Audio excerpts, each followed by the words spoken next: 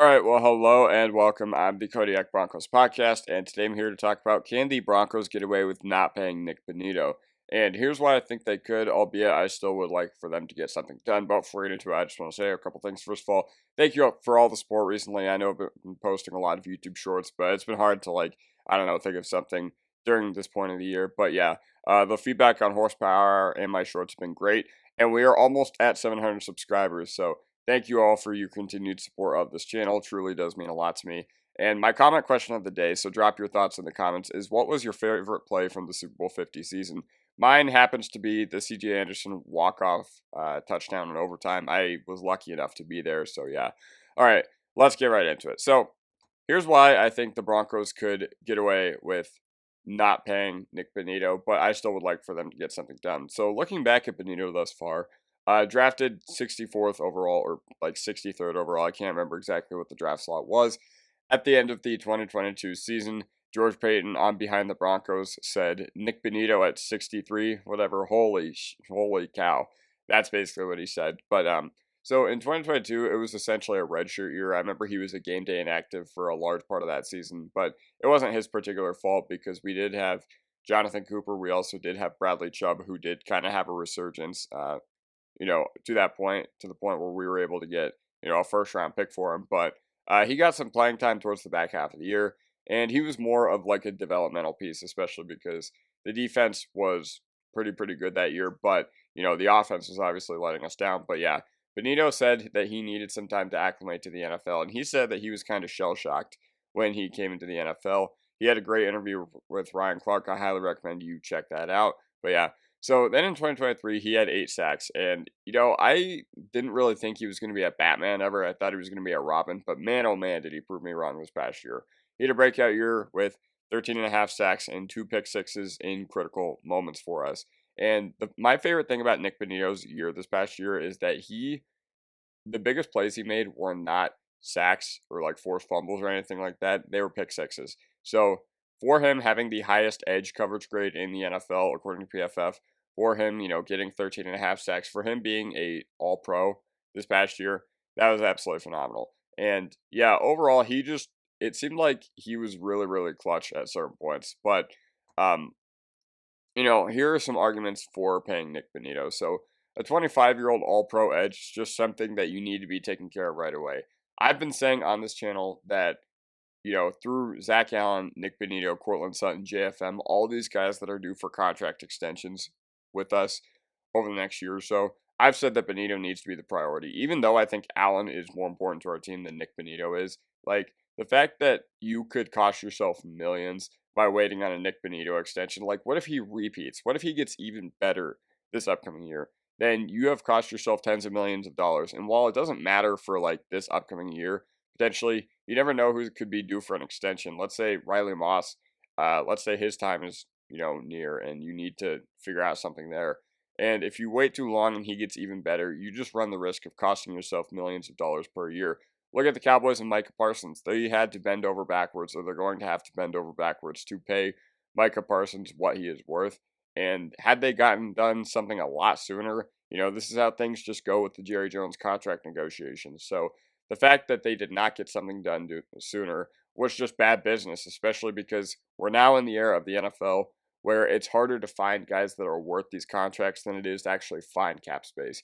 You can restructure an offensive lineman or two to create space for all these extensions, but you can't just go out and find a dude who will give you this level of play that we got last year from Nik Bonitto very easily. So yeah, and the cap number is going to rise every single year, and the new TV deals from Netflix, Peacock, with all these ridiculous streaming services that now get the rights to 1 or 2 games and pay millions of dollars for it, the cap's going to go up every year.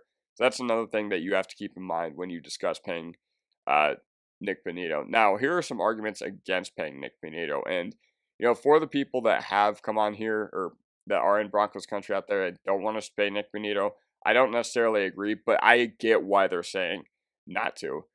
Because, you look at the contract value, you look at the market, and it might be a little too much. Honestly, if you're going to pay Bonitto a market-setting contract, or you're not going to pay him like TJ Watt, Nick Bosa money, but if you're going to pay him a market-setting second-tier edge contract, that could be very substantial. But Edge pressure just is not that important in the Broncos defensive system. First of all, our defensive system, even though we led the league in sacks last year, the thing that really makes our defense go is the secondary. And, edge pressure is obviously important, but interior pressure, I'm of the opinion, is always going to be more impactful than edge pressure. It's just because if the edges are bearing down on you, you can just step up in the pocket. But if the interior is crumbling and you try to step to the outside and you already have the edges containing and bearing down on you, then you're kind of SOL as a quarterback. But, talking about the Broncos in particular, we blitz a lot. We also, Zach Allen's the dude who eats all the double teams. So edge pressure, and having a high value edge player, yes, obviously it is important to any team in the NFL. There's a reason these guys get paid the second most, only behind quarterbacks. That being said, for the Denver Broncos and where we're at right now, it's not that important. Now, team identities and philosophies shift year over year. So I don't know. This is one of those situations where I just think, what, just pay for the talent, and you'll, because you never know what the defense could look like in a year or two from now. But he's still not that great at setting the edge or defending the run. I believe he was 88th in PFF run defense grade this past year. So, I think about the Baltimore, Buffalo, and Chargers games, and while those games, it wasn't his particular fault that he was not setting the edge or anything like that. And it's not his particular fault that we got run over. It would have been nice for him to have made a play or two during those games. And I think about the Chargers game in particular. He just said, on the Ryan Clark podcast that he could not do anything against Rashawn Slater. And you know what? That tracked. I remember watching that second Chargers game, and I was like, where is Nik Bonitto? He's been on a milk carton all night. So, you know what? You just got to hope that he can improve from that point onwards. And he also had an abnormal amount of his 2024 production when the game was already out of hand. I think they did something that said, Nik Bonitto, he got 7 sacks when the win probability was at 10% for one of the teams on the field. I don't know. I don't know the exact stat, but, that kind of tracked. I think you look at a lot of his sacks from 2024, a lot of them are late in the fourth quarter when, the Broncos' average margin of victory was 18. So, the game was already out of hand at that point. But another reason I haven't even talked about here, Jonah Ellis, Hugh Robinson, Dondre Tillman, they could all play well enough to where he's an expendable piece, Maybe Jonah Ellis, he shows that he can be an every down edge. And you know what? He's probably not going to be as good as Nik Bonitto or give you what Nik Bonitto did this past year. But Jonah Ellis had a very, very good rookie season. And I will talk about that here on this channel soon.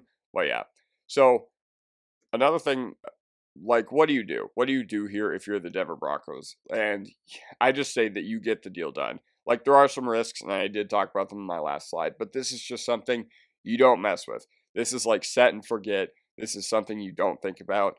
I think that if you do mess with this, that it does set a bad precedent for this team, especially because we're now in an era where, these contracts get done, and they get done with no drama. You think about Miners, you think about Surtain. There was no holdout. There was no leveraging. There was no social media post for any of those guys. You know what? The Broncos were just hey man, you play well here, you're gonna get rewarded. And I love that that's different from the old days with John Elway, where we were really struggling to get our dudes to second contracts. And he's not going to turn into Vic Beasley. I know a lot of people on Twitter were just well, you look at what happened with Vic Beasley a long time ago. And I'm just dude, get your minds out of hell. We're not a poverty franchise anymore. Seriously.